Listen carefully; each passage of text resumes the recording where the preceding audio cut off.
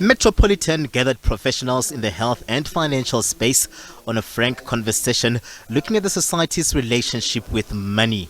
Many want the money, but experts say navigating the purse has become tricky in a low-growth economy.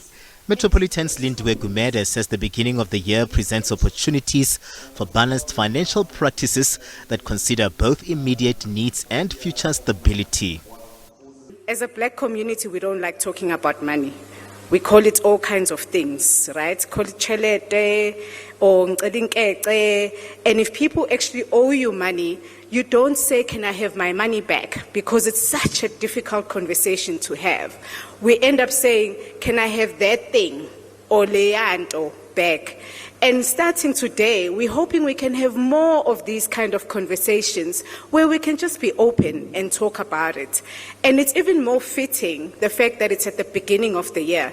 The roundtable looked at the fear of money, the link between money and emotions, guilty pleasures and behaviors, which psychologist Tsepiso Matenji says has been found to impact consumers' financial planning, future sustainability and mental wellness. When people are in financial distress, we tend to think that money and finances is a separate issue to overall holistic wellness. But I think the message here that we're trying to push across is that financial wellness is part of your holistic wellness. And a lot of people who go into debt actually manifest mental health challenges, be it anxiety, being depression, being other types of mental health issues. And sometimes people, they mistaken the fact that they are in financial distress to be that, no, it's just the issue with money. It just has to do, I just have to make more money.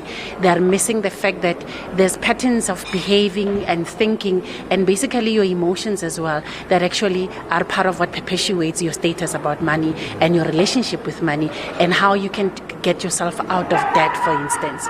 The event saw a roundtable discussion into, amongst others, a realistic approach to finances in navigating societal pressures and expectations. Going back to what is my goal, truly what is my goal, and looking at your situation and saying, goodness, if something happened to me, and I know we hear this often and it sounds morbid, right? It sounds morbid when you start talking about death. But if I love my children, I want to make sure that they are fine. So that is a priority to me.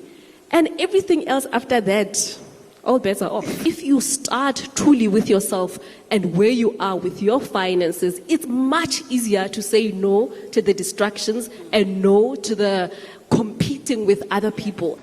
Experts shared tips on how to navigate the economy, including saving in an emergency fund, drawing a budget, and details about cash flow, savings, debt, investments, and insurance. Just like you start the year by going to a doctor for a checkup, start with your financial advisor. I mean, the myth right now is they're for rich people and it's expensive. It's actually free. If you walk into a Metropolitan branch, you can sit with a financial advisor. They look at your financial needs and give you a holistic solution. That's the first part. Budget, budget, budget. Yes, there will be money for retirement. You put money aside for savings. You put money aside for shelter, for food, etc. And then the little bit that you have left, you can then have for your soft life. But don't start the other way around. As consumers navigate economic uncertainty, many are pinning their hopes on higher economic growth this year, with those at the roundtable hopeful that this will help cushion consumers to attain their financial freedom. Experts are in agreement that financial independence can be a reality in a slow-growth economy, cautioning against unrealistic spending habits as they continue to also encourage consumers to seek the help of financial planners and to downgrade when under pressure in starting the year stronger. Katlego Logodi, SABC News in Johannesburg.